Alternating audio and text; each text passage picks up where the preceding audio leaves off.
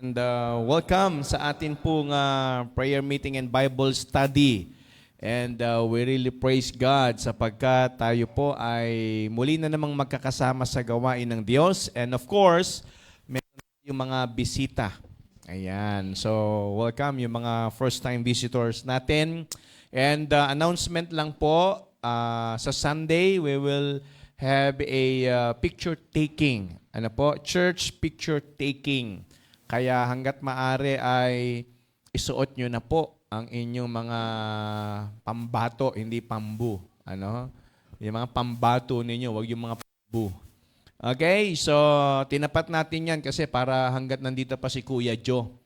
Ano po? Dahil aalis na siya ng September 1. Ayan.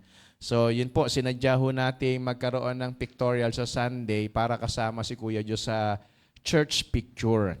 Ayan. So, kaya yung mga iba nating kapatiran, i-message nyo na po, i-chat nyo na, dalawin nyo na para makasama po natin. Ito po ginagawa natin every year. Ano po? Para sa ating anniversary. Kaya sana po ay makasama ang lahat. Okay? Makasama ang lahat. And sa Lunes, yan naman po ang recording ng choir sa umaga hanggang tanghali. Diyan po sa Wildlife, Quezon City. Ayan. Ang call time ay 7 a.m. Okay? 7 a.m. So hanggat maaari, mas maaga, mas maganda.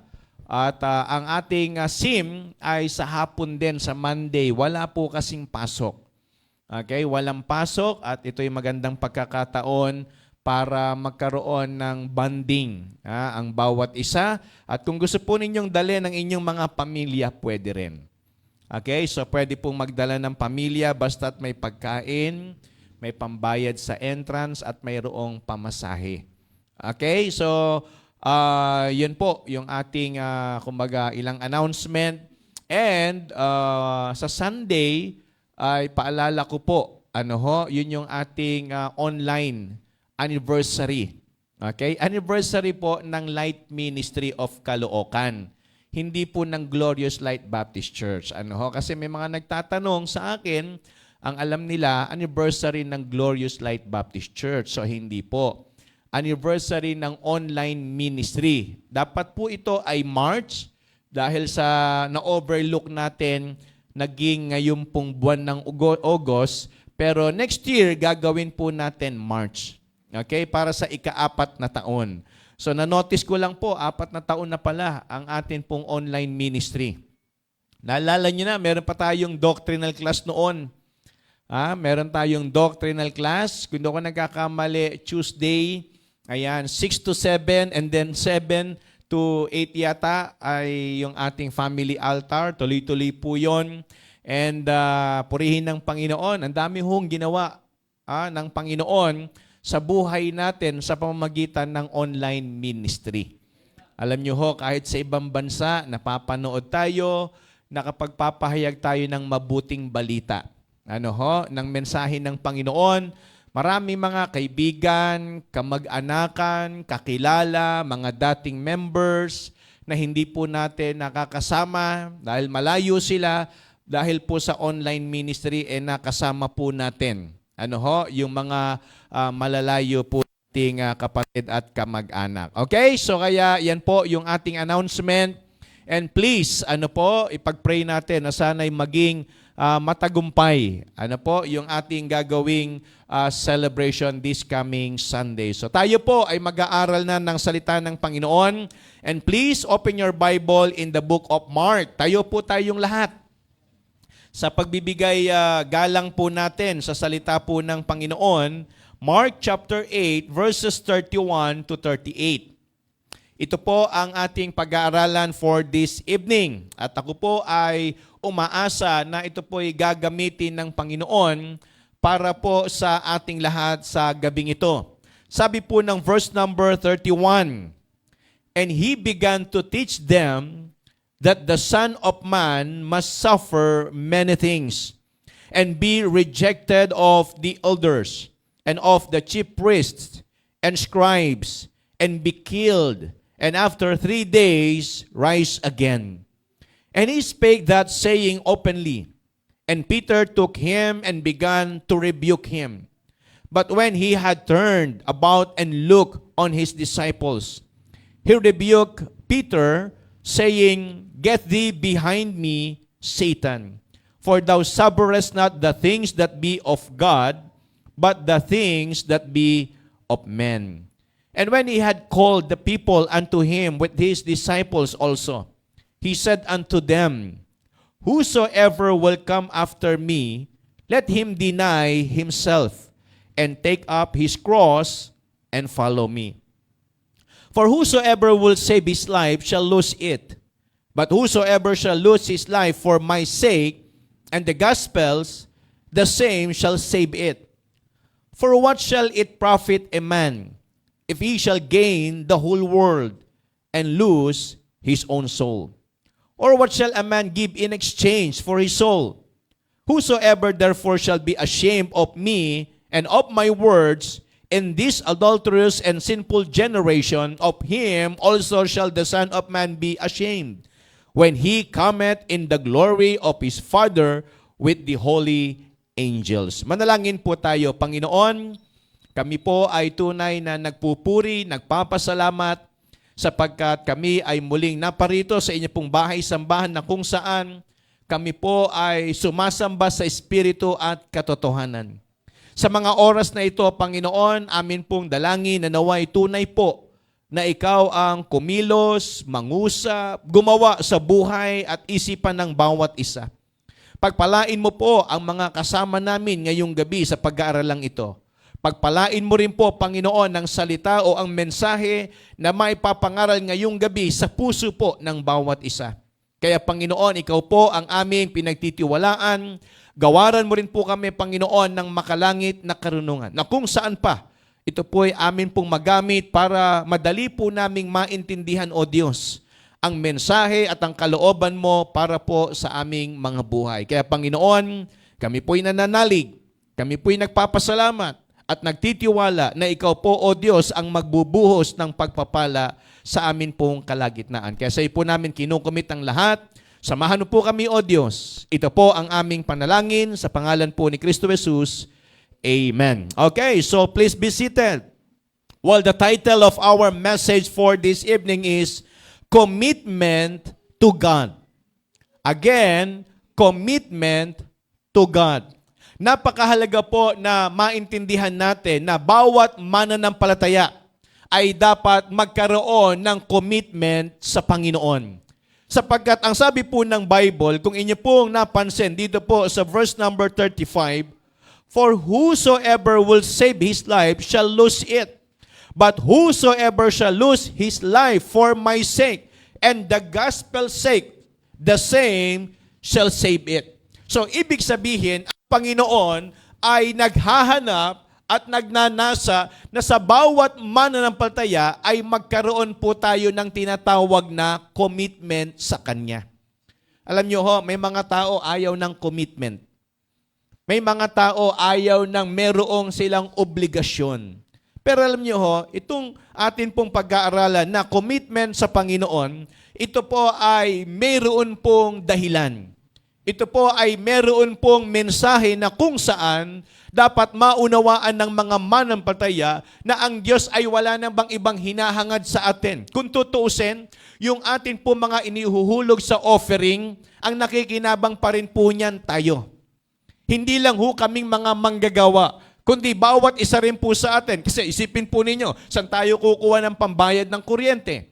Saan tayo kukuha ng pagkain ng mga manggagawa? Saan tayo kukuha ng pang-maintenance? Saan tayo kukuha ng pambayad ng tubig? Sa lahat ng mga kailangan ng gawain ng Panginoon, mga kapatid, naniniwala po ako, bagay na gusto pong ituro sa atin ng Panginoon ngayong gabi, wala naman siyang ibang hinihiling o hinahanap sa atin, kundi yung magkaroon tayo ng commitment sa Diyos. Kasi kapag tayo po ay merong commitment, lahat ng nagagawa natin sa bahay-sambahan ay magiging madali lang. Naintindihan niyo pong ibig kong sabihin? Kaya nga, kung pag-uusapan kayamanan, hindi ho natin pwedeng mahigitan ng kayamanan ng Diyos. Kaya kung ano man yung meron tayo na nagagamit sa gawain ng Panginoon, ang tawag po natin dyan ay channel of blessing. Tayo po ay channel of blessing lang ng Panginoon na sa atin lamang pinadadaan ng Diyos yung pangangailangan ng ministry. Tayo po ang nagiging tulay. Tayo po ang instrumento ng Panginoon. Amen? Pero kung tutuusin, sa Diyos pa rin po yan nanggaling. Malinaw po ba mga kapatid? Kaya kung titignan natin, ano ba ang hinahanap sa atin ng Diyos? Isipin po ninyo, hindi ba tayo po ay naligtas sa pamamagitan ng dugo ng ating Panginoong Hesukristo? Na kung saan, yun po ang naging kabayaran ng lahat ng kasalanan natin. Naniniwala po ba kayo na ang dugo ng Panginoon ay dugong malinis? Dugong walang kasalanan. Amen? Dugo na siyang mayroong kapangyarihan na magligtas ng atin pong mga kaluluwa. Kaya nga kung titignan natin mga kapatid, dito ho sa mensaheng ito, sabi ho ng Bible, malinaw in verse number 34, "And when he had called the people unto him with his disciples also, he said unto them, Whosoever will come after me, let him deny himself." Isa, para sa tao, ang pinakamahirap gawin ay itanggi yung kanyang sarili. Alam niyo po kung anong ibig sabihin nito? Yung mabubuhay tayo na pinapatay na natin ang sarili natin. Buhay pa tayo, pero parang wala na tayong ganang mabuhay sa sarili natin. Ang gusto na nating maging buhay ay yung buhay na kung ano yung gusto ng Panginoon para po sa ating lahat. Kaya nga ito po ang mensahe na alam kong kalooban ng Diyos na magandang marinig at maunawaan nating lahat. Ano ba ang ibig sabihin ng commitment? Okay? Commitment, the state or quality of being dedicated to a cause, activity. So isipin po ninyo, ang pinag-uusapan natin dito ay commitment sa Diyos. Hindi po commitment sa tao. Hindi commitment sa trabaho, hindi commitment sa kung ano pa mang bagay sa mundong ito, kundi commitment sa Diyos. Naniniwala po ba kayo na bagay na tayo po ay mag-commit sa Diyos? Naniniwala po ba kayo na bilang mga niligtas ng Panginoon sa kanyang sariling dugo, bagay lang po na tayo ay mag-commit sa Panginoon? Tama po ba? Bakit po? Kasi nga siya ang nagbayad. Siya po ang tumubos sa atin. Siya po ang naghirap para tayo ay malagay ngayon sa ganitong kalagayan. Bukod sa tayo po ay pupunta ng langit, bukod sa tayo po ay may katiyakan na ng buhay na walang hanggan sa kaharian ng Diyos, tayo po ngayon ay nasa gawain ng Panginoon. Inilagay niya tayo sa ministry, hindi lang para magamit, kundi para tayo ay pagpalain. Alam niyo po ba, habang hindi pa bumabalik ang Panginoon, inaayos tayo ng Diyos. Naintindihan niyo po yung sinasabi ko, mga kapatid? Unti-unti, nililinis pa rin tayo ng Panginoon. Inaayos niya pa rin yung mga bagay na mali sa buhay natin. Yung mga hindi niya kalooban, mga kapatid, sa pamamagitan ng salita ng Diyos, ang lahat ng yan, itinutuwid ng Panginoon. Kaya nga ito ang pinaka-exciting moment sa buhay ng Kristiyano Pag bumalik ang Panginoon, makinig po kayo maigi.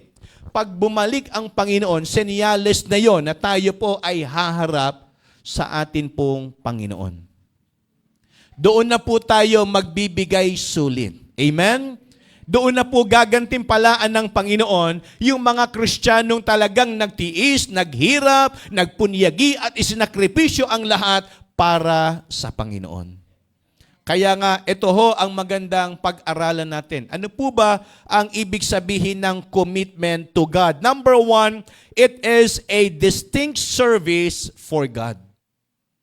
Ibig ko sabihin, ito po ay nakadisenyong paglilingkod sa Diyos po lamang. Ako po ay naniniwala na kaya tayo pumupunta sa bahay-sambahan dahil gusto ho nating paglingkuran ang Diyos. Sana yun ang lahat ng pananaw natin. Naintindihan niyo po? Sana kaya tayo pumupunta ng church kasi gusto nating mag-serve sa tunay na Diyos. Gusto natin siyang paglingkuran at naniniwala rin ako, doon dapat nakadisenyo ang mga mananampalataya. Tignan po ninyo.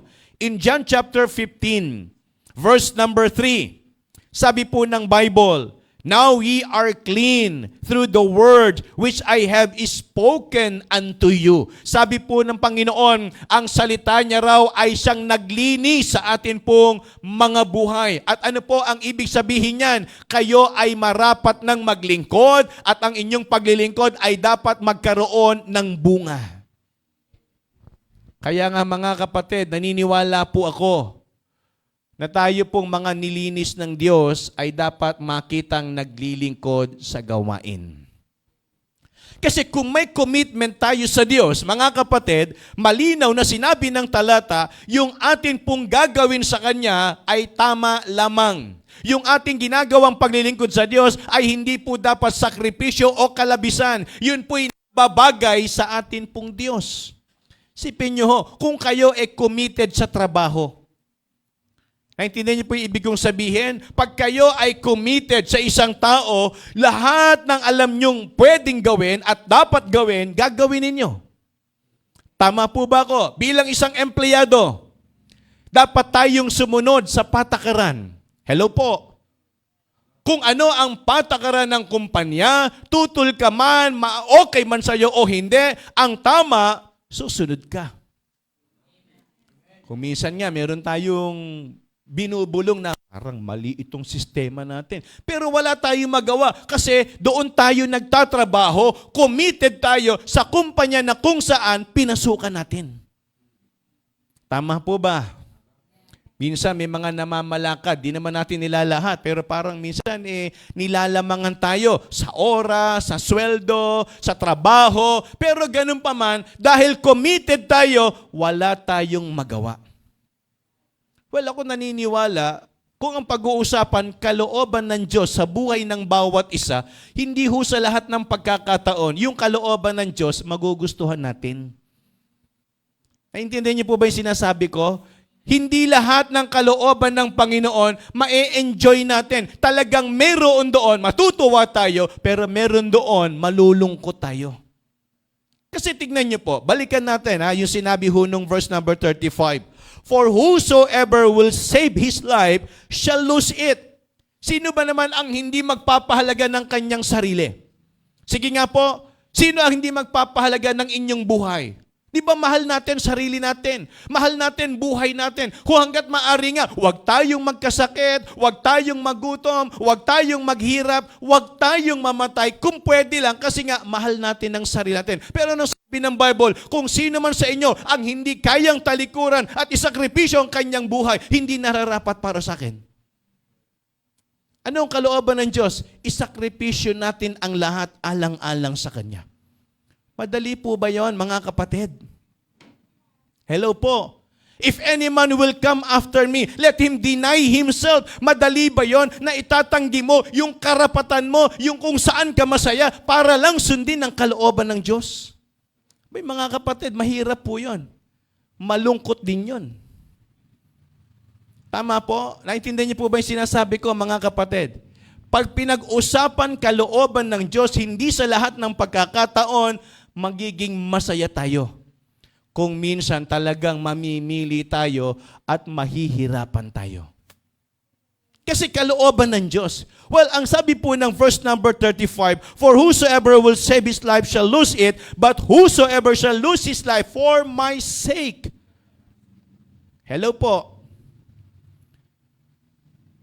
Alam nyo, pag sinabi nating commitment, kasama dyan ang salitang sacrifice. Tama po ba ako, mga kapatid? Kasi, it's a distinct service for God. Ang buhay mo, ang buhay ko, kaya tayo nasa church, nililinis tayo ng salita ng Diyos. Amen? At hindi ka nilinis para i-display sa gawain. Kaya tayo nilinis para magamit sa gawain. Amen po ba? Kaya nga sa tuwing tayo po ay nag-aaral ng salita ng Diyos, unti-unti, meron tayong nararamdamang kakaiba. Yung parang pakiramdam natin, parang ako yun ah. parang tinatamaan ako sa mensahe. Parang yung ginagawa ko yun. Parang ako yun. Parang kilala ko ng Panginoon. So, ibig ko sabihin mga kapatid, yung salita ng Diyos, ang siyang talagang gumagawa sa loob natin at nararamdaman natin. Tandaan po ninyo, sa mensaheng ito, hindi dapat tayo pinatatamaan. Dapat tayong tinatamaan. Magkaiba yung pinatatamaan sa tinatamaan. Tama po? Pag pinatatamaan, para ko kayong pinariringgan. Pero pag kayo'y tinatamaan, magpasalamat kayo kasi kinakausap kayo ng salita ng Diyos. Amen? Ang lungkot naman, pumunta kayo rito, hindi kayo pinansin ng Diyos. Hello po. Kaya ang sabi ng verse number 3, now ye are clean through the word which I have spoken unto you. Ang salita ng Diyos ang luminis dahil ngayon malinis na kayo, kayo ay dapat nang magamit. So, alam nyo ho, pag sinabi natin commitment sa Diyos, it's a distinct service for God. Walang ibang dapat nang gumamit sa atin, kundi ang Diyos lamang. Amen? Hindi na tayo dapat ginagamit ni Satanas.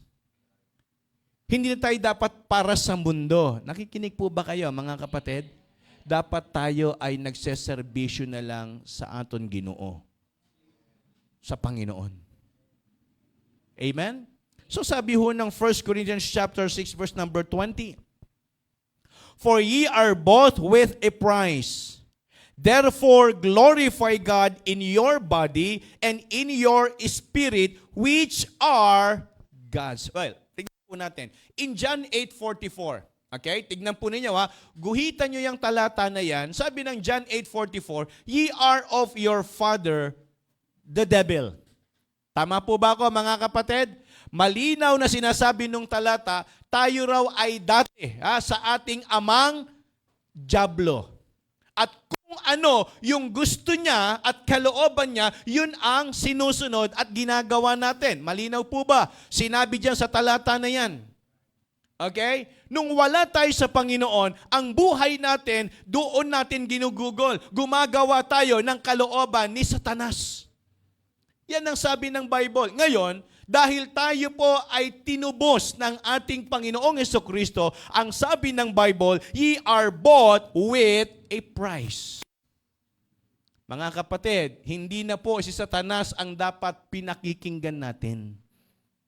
Hindi na po dapat si Satan ang kumokontrol ng buhay natin. Bakit po? Binili na tayo ng Panginoon. Tinubos niya na tayo ng kanyang sariling dugo. Amen? Hello po. Tama po ba ako, mga kapatid? So, lumalabas, bagamat kung titignan po natin sa doktrina ng creation, lahat naman dito pag-aari ng Diyos. Lupa, tubig, himpapawid, hangin, lahat ng nilalang at maging tayo. Hiligtas o hindi ligtas, Diyos pa rin ang may-ari sa atin pong lahat. Tignan po ninyo. Sino ba ang magpaparusa sa mga hindi tumanggap sa Panginoon? Hindi ba't ang Diyos? Sino ang may karapatang magparusa? Yung merong kapangyarihan. Tama po ba? Nagkakaintindihan tayo. Hello po. Hindi po si Satanas ang magdadala sa atin sa impyerno. Kasama ho siya pupunta ron. Na mga hindi tumanggap sa Panginoon. Nagkakaintindihan po ba tayo? Baka inisip natin, si Satanas ang magpaparusa sa akin. Dadali niya ako sa impyerno. Hindi ho. Kasama niya yun. Kasama si Satanas doon.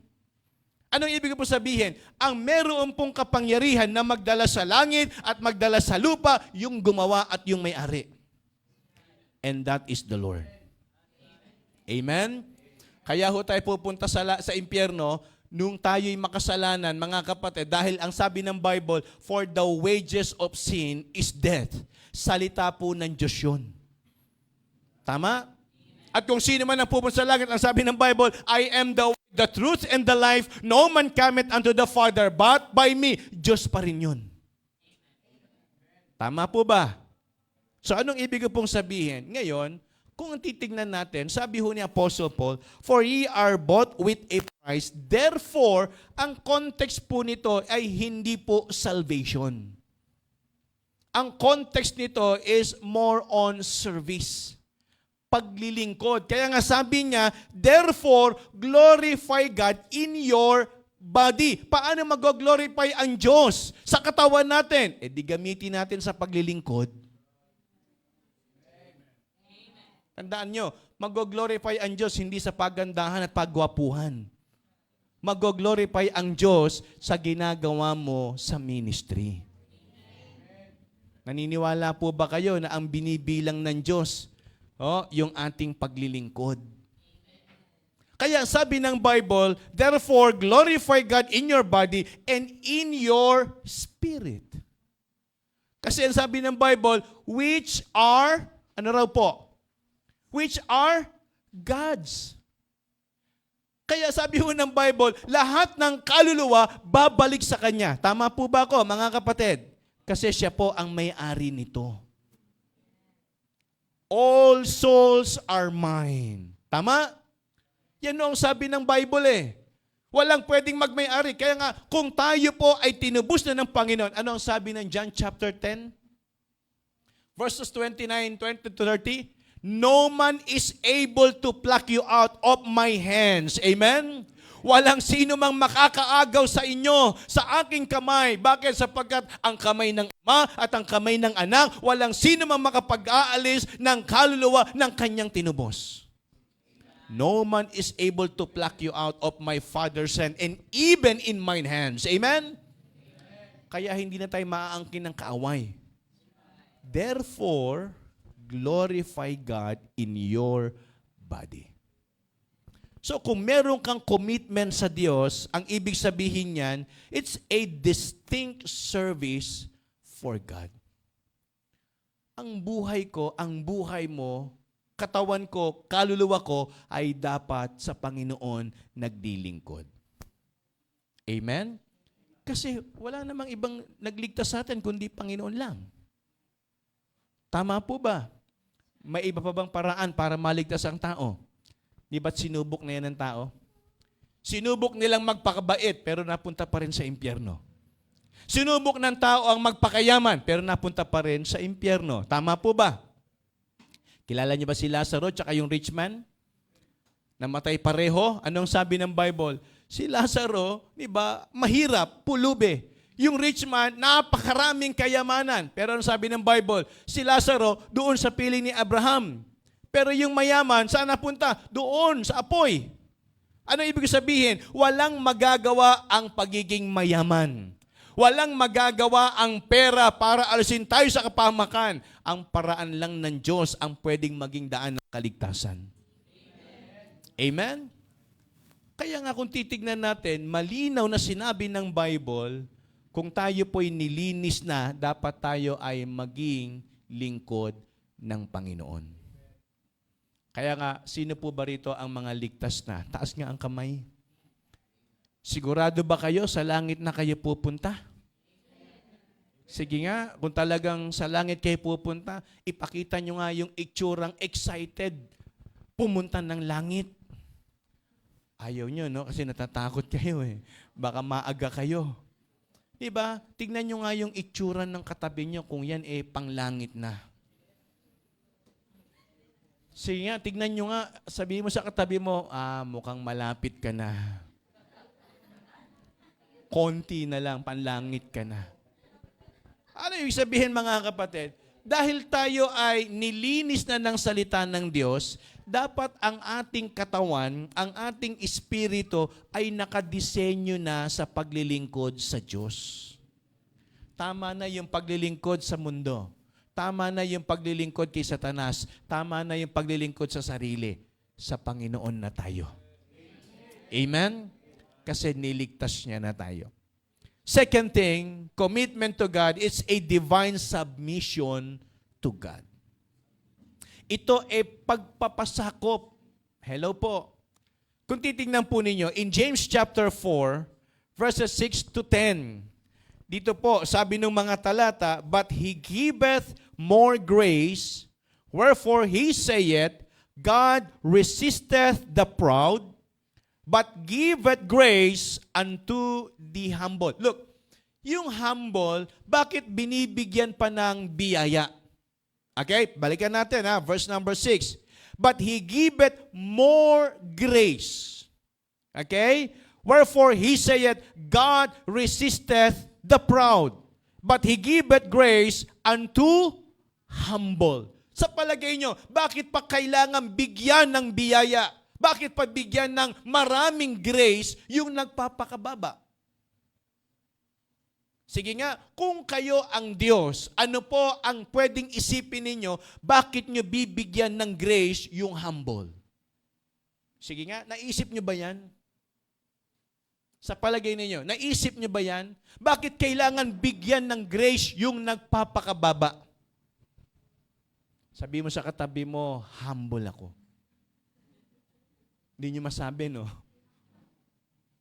Di ba kasi sabi ng Bible, but He giveth more grace. So, ibig sabihin, bakit ba kailangan bigyan ng Diyos yung nagpapakababa ng biyaya?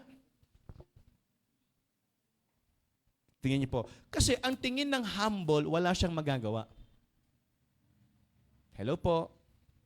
Ang tingin na nagpapakumbaba, wala siyang kayang gawin. Kaya siya may nagagawa kasi may Diyos sa buhay niya. Tama? Pangalawa, ang kalagayan ng nagpapakumbaba, hindi ho nagmamalaki. Kadalasan, pinahihirapan o inaapi. Hello? Nagkakaintindihan po ba tayo?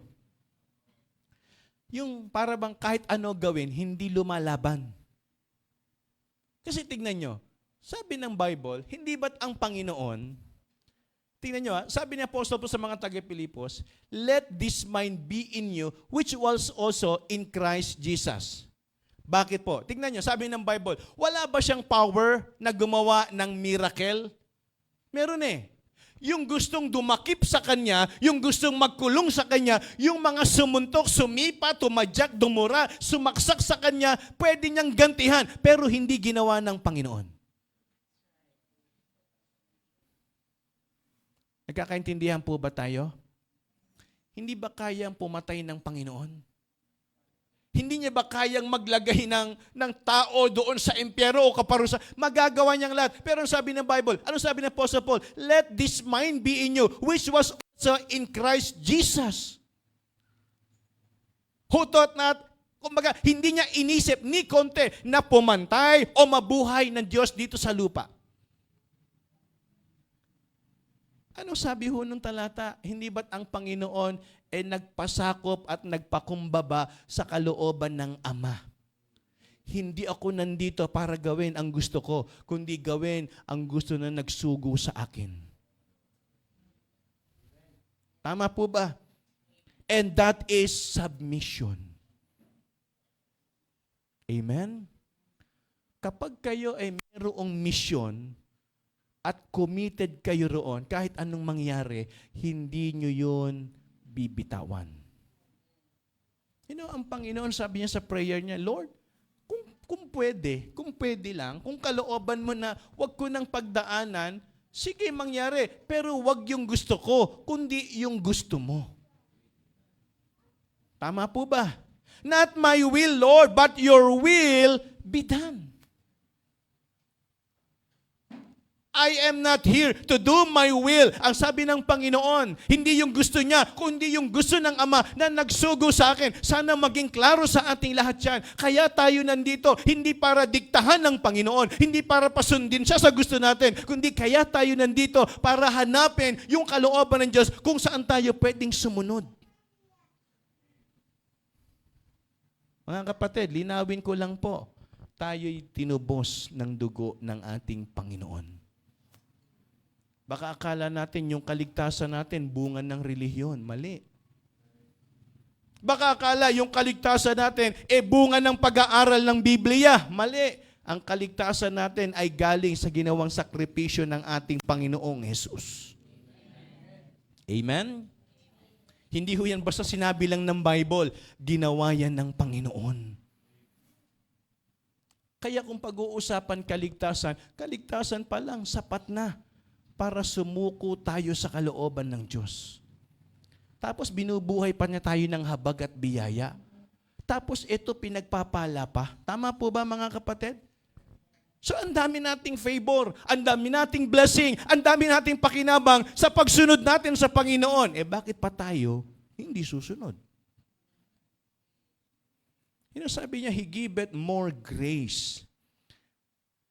Verse 7, submit yourselves therefore to God. Take note, submit yourselves therefore to God. Wala kayong dapat ibang sundin dito sa buhay nito kung hindi ang Diyos. Amen? Okay na sumusunod sa magulang.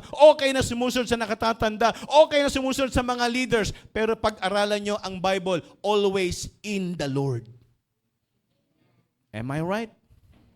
Children, obey your parents in the Lord.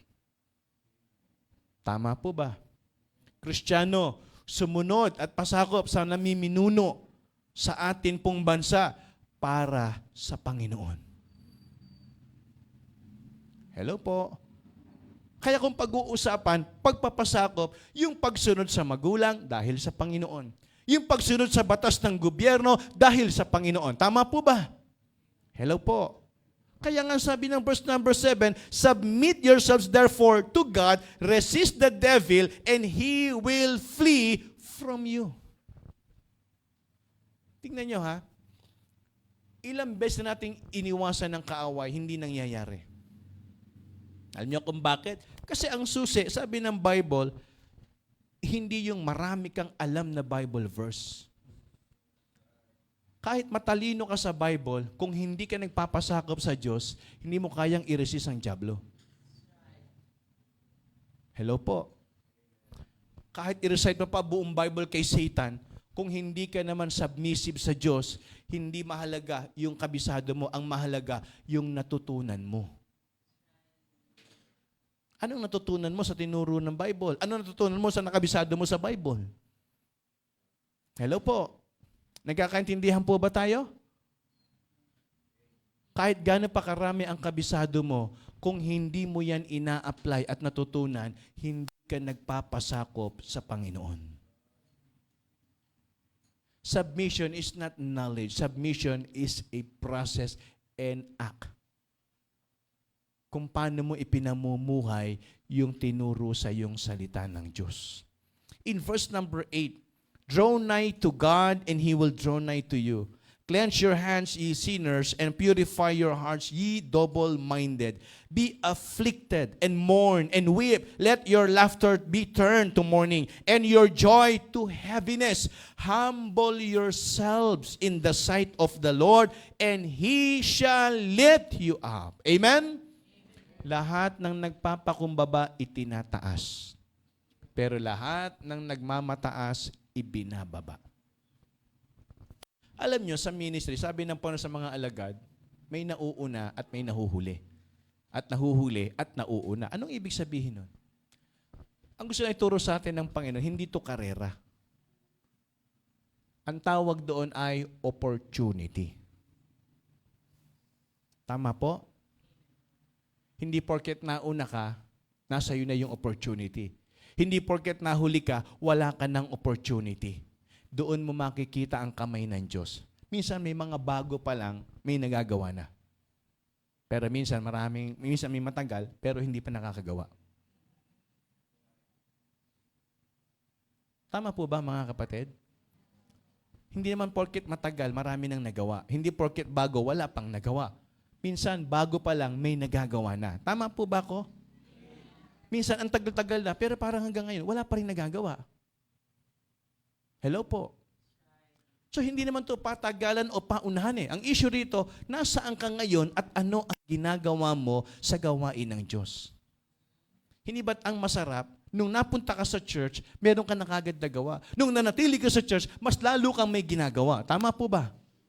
Ang problema ito, sabi ho ng Bible, humble yourselves in the sight of the Lord, not in the sight of men. Pwedeng isipin, mabait tayo sa tao. Pero kamusta tayo sa harapan ng Diyos? Kasi pwedeng tingin sa atin ng mga tao, ay, tingin ko, tahimik lang yan, humble yan eh. Comment ng tao yon. Tama? Ang mahalaga, hindi yung comment ng tao, ang mahalaga, comment ng Diyos. Okay. Pag kayo mayroong pinost at may nag-comment ng maganda, ano pakiramdam ninyo? Nilike na, hinart pa, may comment pa. Ano pakiramdam ninyo? Thank you masaya. Pero yung pinost nyo, ang comment, negative. Sobra naman to. Diba? Para naman kung makapagsalita ito. So nasasaktan tayo, naaapektuhan tayo. Tama po ba?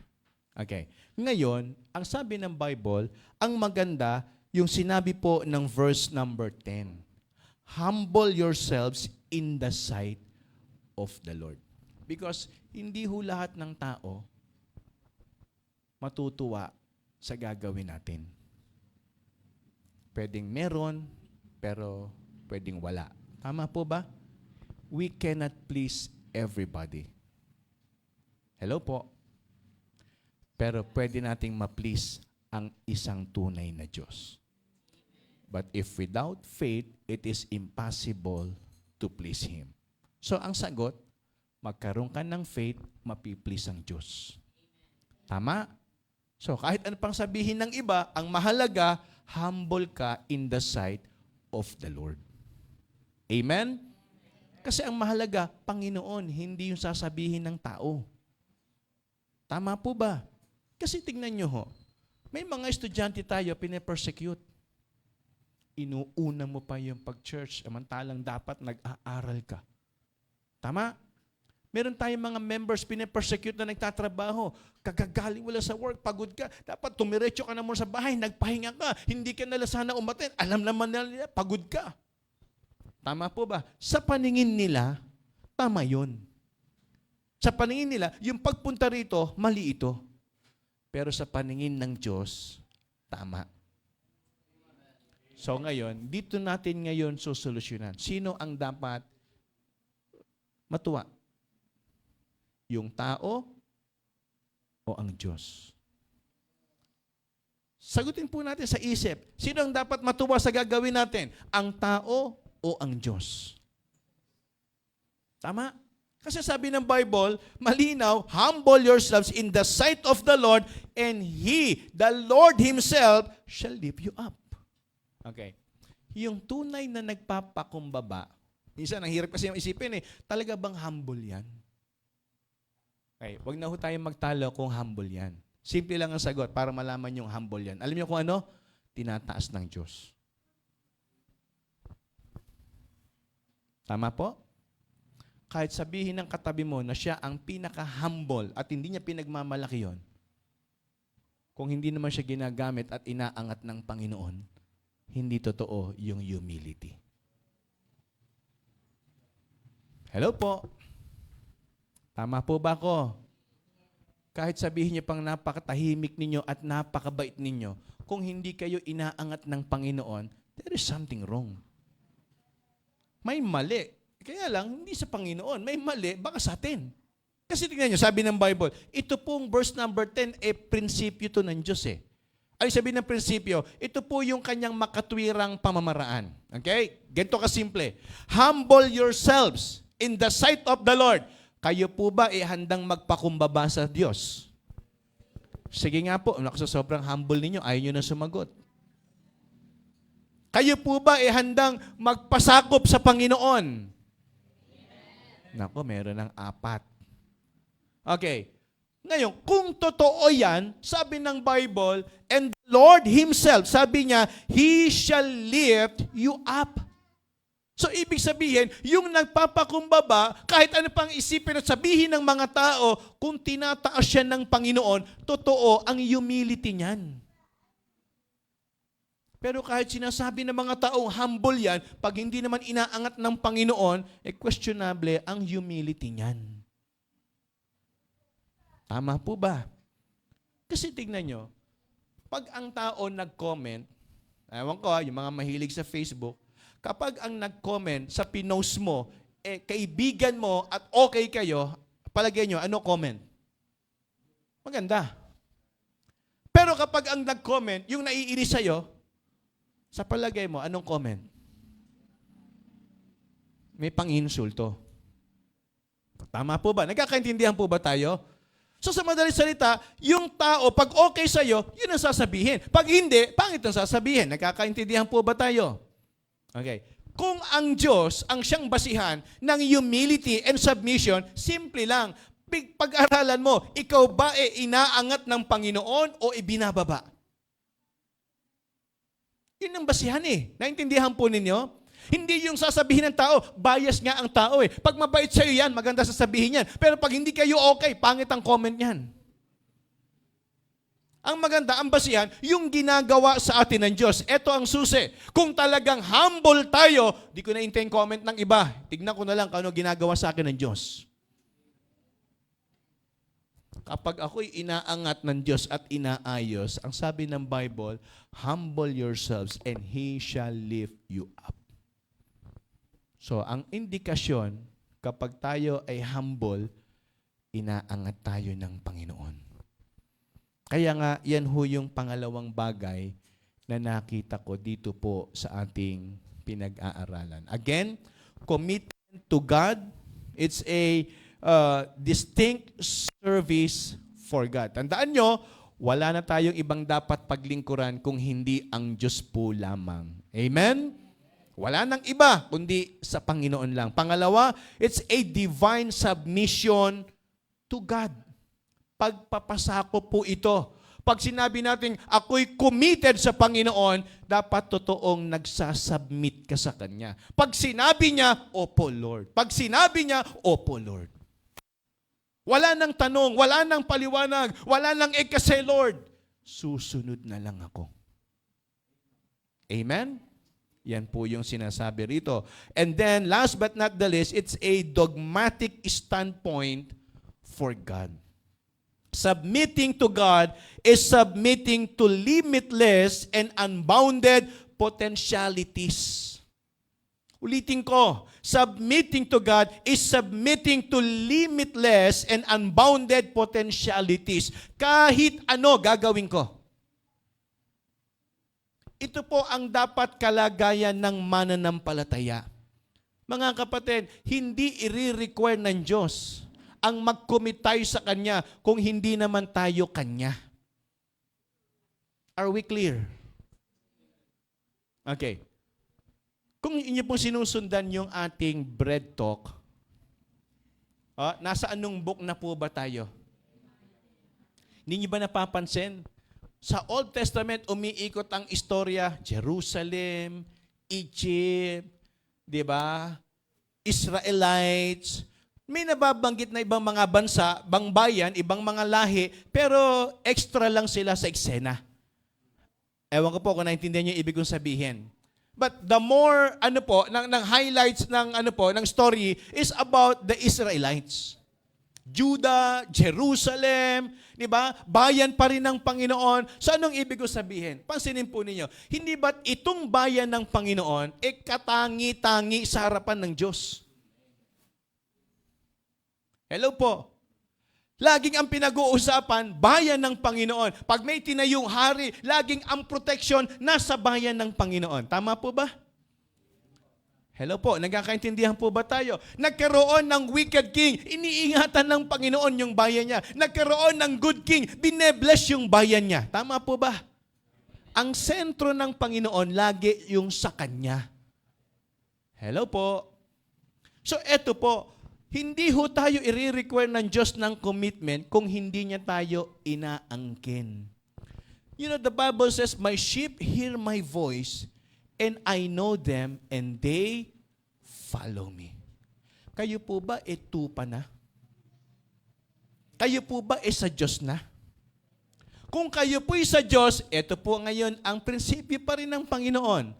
Kung tunay tayong sa Diyos, ano po ang pruweba na tayo ay sa Diyos na? Sabi ng Bible, my sheep hear my voice. Tama po ba? My. Sabi ng Bible, my. Tama po? Inaangkin tayo ng Diyos. Ngayon, kung totoong sinasabi mo, sa Diyos na ako, kasi lahat naman sinasabi, sa Panginoon na kami. Tama po ba? Tanungin niyo iba't ibang relihiyon, sa Diyos kami, sa Panginoon na kami. Tama po ba? Tanungin niyo ang iglesia, sa Panginoon kami. Tanungin niyo ang Katoliko, sa Panginoon kami. Tanungin niyo ibang relihiyon, sa Panginoon kami. Pero ang daming umaangkin, sa Panginoon na sila, pero ito ang tanong. Ang sabi ng Bible, my sheep hear my voice. Kung talagang sa Panginoon ka, nakikinig ka ba ng tinig ng Diyos? Kasi kahit gaano ka pa katagal sa paniniwala mo, kung hindi ka naman nakikinig sa sinasabi ng Panginoon, hindi ka totoong Kanya. Religyoso ka lang. Member ka lang ng religion, pero hindi ka sa Diyos. Hello po. Nagkakaintindihan po ba tayo? Ay nako, 20 taon na akong kandado ganito. Tinapon ko na yung susi ng kandado ng paniniwala ko sa gitna ng dagat. Kahit ilang libong taon ka pa sa paniniwala mo, kung hindi ka nakikinig sa Diyos, hindi ka sa Diyos, sa relihiyong ka lang. Hello po. Nagkakaintindihan po ba tayo? At kahit ngayong gabi, kung sinasabi niyong Kristiyano kayo at nandito kayo sa Baptist, sinasabi niyo sa Panginoon kayo, kung hindi naman kayo nakikinig ng salita ng Diyos, hindi pa rin kayo sa Panginoon. Hello po.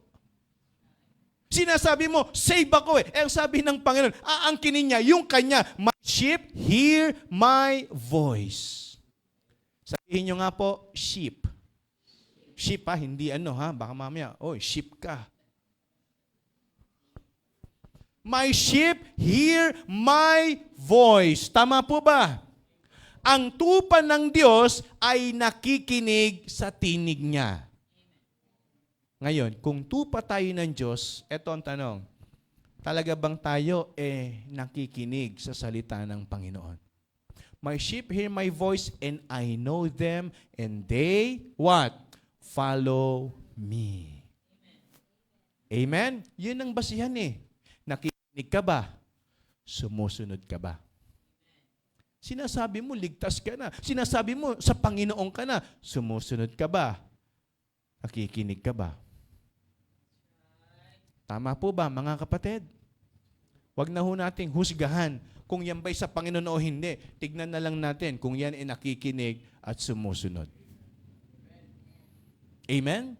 Kasi ang totoong sa Panginoon, sumusunod. Ang totoong sa Panginoon, nakikinig. Tama po ba? Yan ang sabi ng Bible. It is important that we truly submit ourselves to God. Hindi ho ito pwedeng, kumbaga, kunwarian. Alam niyo kung bakit? Kasi nakikita ng Diyos ang puso natin Tama ba? Pwedeng sa tao, mukha tayong submissive, pero sa Diyos, hindi natin madadaya ang Diyos. Nababasa niya naman ang puso natin. Plano pa lang sa isip natin, alam na ng Panginoon kung anong mangyayari dyan. Tama? Nagpaplano ka pa lang, ito gagawin ko. Ay, nako, meron na kagad pangontra ang Diyos dyan. Tama? Kasi matalino ang Diyos, all-knowing God siya. Hindi pa nangyayari, iniisip mo pa lang, alam niya na. Sabi po rito, it is important that we truly submit ourselves to God by giving up our own wants. Pag sinabing, if any man will come after me, let him deny himself, tinatanggalan mo ng karapatan ang sarili mo na mag-enjoy sa gusto mo. Ulitin ko, inaalis mo yung karapatan na mag-enjoy sa sarili mo. Yan yung tinatawag na self-denial. Selflessness. So tingnan niyo mga kapatid, sabi po rito, choosing to intentionally follow Him and living our lives in the knowledge of Jesus. The more we focus on God, following Him or follow Him and serve Him, the better we will be at submitting ourselves to God. Kaya kung gusto nating maging totoo sa ating pagpapasakop, makita tayong naglilingkod. Proverbs 3:5-6. Trust in the Lord with all thine heart, and lean not unto thine own understanding. In all your ways, listen, in all your ways, acknowledge Him. All, not several, not some. Lahat. Wala kang pipiliin. Tama? Wala kang ise-select. Ito sa Panginoon. Ito siya masusunod. Ako ito. Siya ito. Ako ito. Hindi ganon. All your ways. Amen? Yan ang totoong may commitment sa Diyos. In all your ways acknowledge Him, and He shall direct thy paths. Kaya nga, sabihin mo sa katabi mo, eto, magpasakop ka sa Panginoon. Sabihin mo sa katabi mo, magpasakop ka sa Panginoon. Dahil pag hindi, simple lang, hindi ka pa sa Panginoon. Tama po ba ako? Kasi hindi ka sumusunod. Hindi ka nagpapasakop. Hindi ka nakikinig. Kanino ka? Ang sabi ng Panginoon, ang lahat ng sa Kanya nakikinig at sumusunod. Tama po? Baka ikaw lang ang umaangkin sa Diyos pero hindi ka inaangkin ng Diyos. Kaya nga, para po sa ating paglulundo, in 1 Corinthians chapter 11, verse number 3, but I would have you know that the head of every man is Christ. And the head of the woman is the man. And the head of Christ is God. Anong nakapaloob na prinsipyo? Hindi po pwedeng nabubuhay ka rito nang wala kang sinusunod. Amen? Ngayon, ito ang ating conclusion. Sino ang sinusunod mo? Huwag niyo na hong sagutin kung sino. Tignan niyo na lang kung ano yung ginagawa niyo. Dahil kapag ang ginagawa niyo, salita ng Diyos, ang sinusunod niyo, ang Diyos. Pero pag wala kayo sa pagtitipon, wala kayo sa Biblia ninyo, wala kayo sa gawain, meron kayong ibang sinusunod.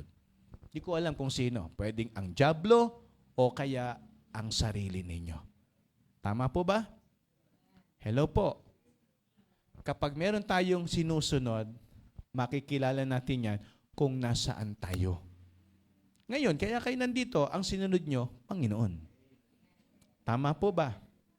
Pero kung wala kayo rito, ang sinunod nyo, posibleng sarili niyo. Pwedeng tinamad ako, pwedeng may dahilan ako. Tama po ba?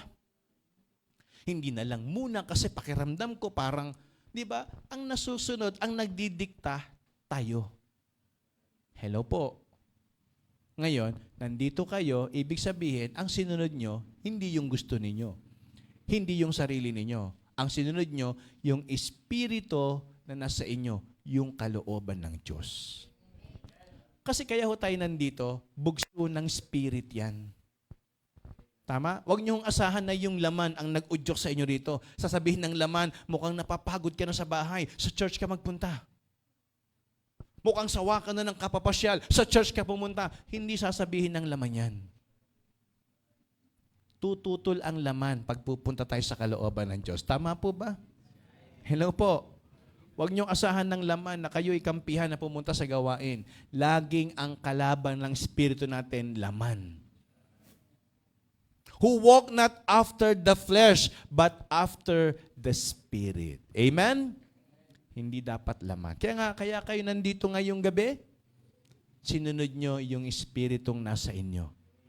Hindi kayo ang nasunod, ang Diyos. Amen? Kung tatanungin ko ho sa inyo, sino ba hindi masakit ang katawan ngayon? Sino ho sa inyo ang hindi nakakaranas ng tinatamad? Sino ho sa inyo ang hindi nakakaranas ng hihinayang sa gastusin? Lahat tayo eh. Sayang ang gastos, sayang yung oras, sayang yung pagkakataon. Pero kaya kayo nandito, ang sinunod nyo, hindi yung sarili nyo. Ang sinunod nyo, ang Diyos. Kaya nga, yung verse 3 ng chapter 11 ng 1 Corinthians, but I would have you know that the head of every man is Christ. And the head of the woman is the man. And the head of Christ is God. Sino sinusunod mo? Tama? Yun lang ang tanong po natin. Manalangin po tayo. Panginoon, maraming salamat po